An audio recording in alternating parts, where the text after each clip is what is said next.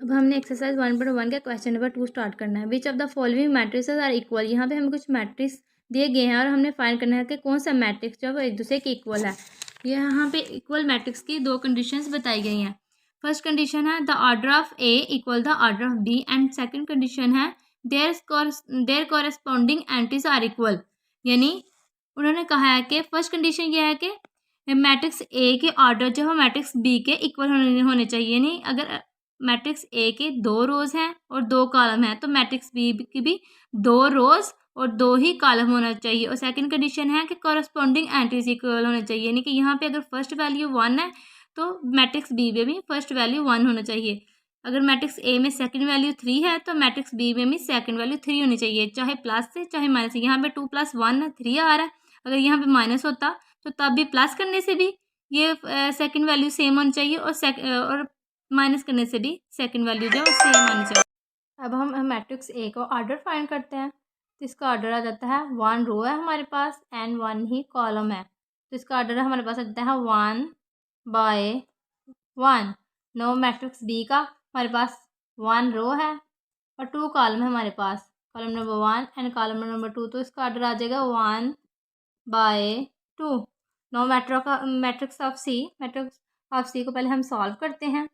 ये हमारे पास आ जाता है 5 - 2 आ जाएगा 3 और इसका ऑर्डर हमारे पास आ जाता है 1 रो है और 1 ही कॉलम है। तो ऑर्डर इसका हमारे पास आ जाएगा 1/1। नो मैट्रिक्स डी का हमारे पास ऑर्डर आ जाता है 1 रो है हमारे पास एंड कॉलम नंबर 1 ये 5 है और 3 हमारे पास आ जाता है कॉलम नंबर 2। तो ऑर्डर आ जाएगा 1/2।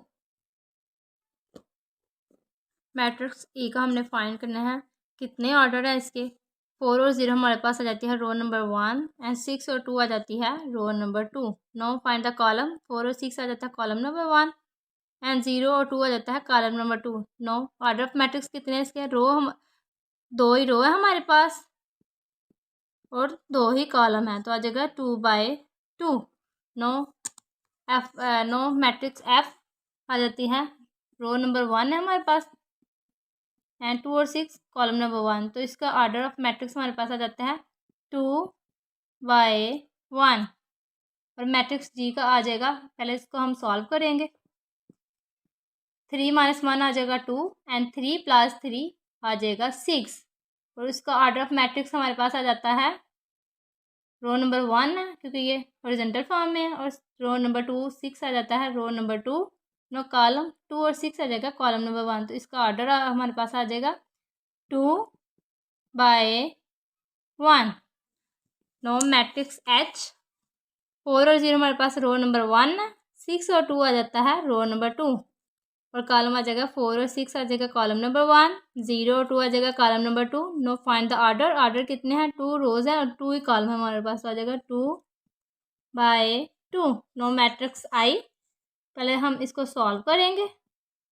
3 + 2 आ जाएगा हमारे पास 5। Know find the order of matrix. 3 and 5 हमारे पास आ जाते हैं रो नंबर 1, 3 हमारे पास आ जाता है कॉलम नंबर 1 एंड 5 आ जाता है कॉलम नंबर 2। नो ऑर्डर कितना है? 1 रो है हमारे पास 1/2 कॉलम है 1/2। नाउ मैट्रिक्स जे के ऑर्डर ऑफ मैट्रिक्स हमने फाइंड करना है। पहले हम इसको सॉल्व कर लेते हैं। सॉल्व करने से आएगा 2 + 2 4 एंड 2 + 4 आ जाएगा हमारे पास 6 एंड 2 - 2 आ जाएगा 0 एंड 2 + 0 आ जाएगा 2। इसका हमने ऑर्डर फाइंड करना है। 4 और 0 हमारे पास आ जाते हैं रो नंबर 1, 6 और 2 आ जाएगा रो नंबर 2, 4 एंड 6 आ जाएगा कॉलम नंबर 1 और 0 और 2 आ जाएगा कॉलम नंबर 2। नो इसके ऑर्डर कितने हैं? 2 रोज हमारे पास और 2 ही कॉलम हो गया, तो इसका ऑर्डर हुआ 2/2। अब हमने देखे हैं कि इनमें कौन कौन से मैट्रिक्स जो है वो आपस में एक दूसरे के इक्वल हैं। जैसा कि मैट्रिक्स ए का ऑर्डर हमारे पास 1/1 एंड मैट्रिक्स सी का ऑर्डर है हमारे पास 1/1, बी का 1/2 एंड डी का 1/2। देखिए यहाँ पे इनके मैट्रिक्स के वो जो है, अब हमने देखना है कि इनमें से कौन से मैट्रिक्स जो है एक दूसरे के इक्वल है, कि इनके ऑर्डर और करस्पॉन्डिंग वैल्यूज जो है सेम है। ए की है 1/1 एंड सी की है 1/1। यानी इनके रोज और कॉलम्स हम देख लेते हैं। ए की एक रो है और एक ही कॉलम है और सी का भी एक रो और एक कॉलम। इसका मतलब ए इज इक्वल टू सी आ गया। ए इक्वल है सी के। नाउ बी का ऑर्डर हमारे पास आ जाता है, एक रो है और 2 कॉलम है, और डी की एक रो और 2 कॉलम, यानी ऑर्डर इनके सेम है लेकिन इनकी करस्पॉन्डिंग वैल्यूज जो है वो डिफरेंट है। पहले 3 है बी का और डी का पहले 5 है। इसका मतलब बी की ऑर्डर एक रो थी, बी का ऑर्डर 1 रो और 2 कॉलम था, और इधर इसका भी एक रो और 2 कॉलम है, ठीक है। उसके करस्पॉन्डिंग वैल्यूज पहले 3 थी और बाद में 5 थी, इसकी भी पहले 3 है और इसकी भी और बाद में 5 है। इसका मतलब ये हुआ कि बी इसका मतलब ये हुआ कि बी इक्वल आ जाता है आई के, ठीक है। अब ई की ऑर्डर क्या है, ई के ऑर्डर है 2 रोज है और 2 कॉलम है, और एच के भी आ जाता है 2 रोज और 2 कॉलम, इनकी करस्पॉन्डिंग वैल्यूज भी सेम है, 4 0 एंड 4 0, 6 2 एंड 6 2। इसका मतलब ई इक्वल आ जाता है एच, ठीक है। अब हमने फाइंड करना है एफ की हमारे पास है ऑर्डर 2 रोज है और 1 कॉलम है, ठीक है। और जी की पे हमारे पास आ जाती है 2 रोज और 1 कॉलम, इसकी करस्पॉन्डिंग वैल्यूज भी सेम है, 2 2 6 एंड 6। इसका मतलब हुआ एफ इक्वल आ जाता है जी के।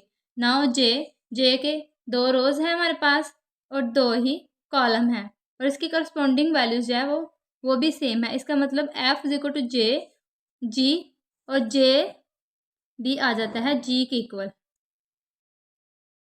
बिस्मिल्लाहिर्रहमानिर्रहीम। अब आ जाते हैं हमारे एक्सरसाइज 1.1 का क्वेश्चन नंबर 3 हमने स्टार्ट करना है। Find the values of A B C and D which satisfy the matrix equation. यहाँ पे हमें 2 मैट्रिक्स दिए गए हैं जिनमें हमने वैल्यू फाइंड करनी है। 1 का क्वेश्चन नंबर 3 हमने स्टार्ट करना है। मैट्रिक्स इक्वेशन, यहाँ पे हमें 2 मैट्रिक्स दिए गए हैं जिनमें हमने वैल्यू फाइंड करनी है। 1 का क्वेश्चन नंबर 3 हमने स्टार्ट करना है। Find the values of A B C and D which satisfy the matrix equation. यहाँ पे हमें 2 मैट्रिक्स दिए गए हैं जिनमें हमने वैल्यू फाइंड करनी है ए बी सी और डी की। नाउ ए प्लस सी इक्वल है 0 के, ए प्लस सी इक्वल आ जाता है 0 के, and A plus 2 B equal आ जाता है -7 के, ए प्लस 2 बी इक्वल आ जाता है -7 के, एंड सी -1 इक्वल आ जाता है 3 के। सी -1 इक्वल है 3 के। 4d -6 इक्वल आ जाता है 2d के। 4d -6 इक्वल आ जाता है 2d के। ये बन जाती है अब हमारी इक्वेशंस। इन इक्वेशंस को अब हम सॉल्व करके वैल्यूज़ निकालेंगे, ए बी सी और डी की वैल्यूज़ हम निकालेंगे। ये आ जाती है हमारी इक्वेशन नंबर 1, ये आ जाएगी इक्वेशन नंबर 2, एंड ये आ जाएगी equation number 3। 4d -6 equal to 2d आ जाएगी हमारी equation number 4। Now we solve the equation number 3। C equal है 3, यहाँ पे -1 है तो इक्वल की साइड पे जाके ये प्लस में कन्वर्ट हो जाएगा। नो सी इक्वल टू 3 + 1 आ जाएगा 4 हमारे पास, ठीक है। Now we solve the question number 4। 4d, ये 2d जो है इक्वल की इस साइड पे आएगा तो ये हो जाएगा माइनस में 2d, एंड -6 इक्वल के साइड पे जाएगा तो हो जाएगा +6 में। 4d - 2d आ जाएगा हमारे पास, 2d इक्वल है 6। नाउ d इक्वल है 6/2। कटिंग करेंगे अब हम इसकी 2/2 and 2 3 are 6। Now d equal to 3। पास वैल्यूज आ गई हैं c की और d की। c की आ जाती है 4 एंड d की वैल्यू आ जाती है 3। c की वैल्यू हमारे पास आती है a प्लस c की वैल्यू आ जाती है 4 equal to 0। Now a equal to 4 equal के साइड पे जाएगा तो माइनस में कन्वर्ट हो जाएगा। नो a की वैल्यू आ जाएगी -4। Now we solve the question number 2। Question number 2 solve करने के लिए हमें a की वैल्यू चाहिए होगी और a की वैल्यू है हमारे पास -4। Now put value of a equal to -4 in equation 2। a की वैल्यू हमारे पास आ जाती है -4 प्लस 2b इक्वल है -7 के। नाउ 2b इस साइड पर रहेगा, -7 -4 इक्वल के उस साइड पे जाके प्लस में कन्वर्ट हो जाएगा।